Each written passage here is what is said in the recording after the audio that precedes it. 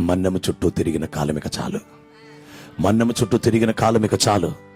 నీ బలహీనతల్లో తిరిగిన కాలమిక చాలు. నీ వేదనలో తిరిగిన కాలమిక చాలు. హల్లెలూయా. నీ జీవితంలోకి దేవుని శక్తి ప్రభావితంగా రాబోతుంది.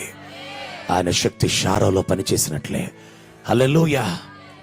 ఆయన దైవిక శక్తి కన్య మరియ మీద కొమ్ముకొని ఉన్నప్పుడు ఆ సర్వోన్నతుని శక్తిని బట్టి, శరీరమును బట్టి పుట్టలేదు క్రీస్తు, ఆత్మను బట్టి పుట్టాడు క్రీస్తు, వాగ్దానాన్ని బట్టి పుట్టాడు క్రీస్తు. ఒక పాత్రగా మాత్రమే వాడబడింది తల్లి అయిన మరియ, అంతే.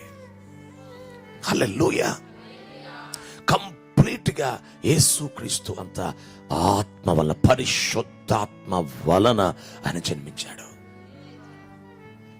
అంటే దేవుని శక్తిని, ఒక పరిశుద్ధమైన దాన్ని అవుట్పుట్ గా తేవాలంటే ఆయన వాడేది తన శక్తిని.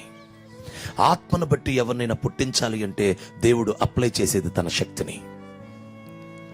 హల్లెలూయా.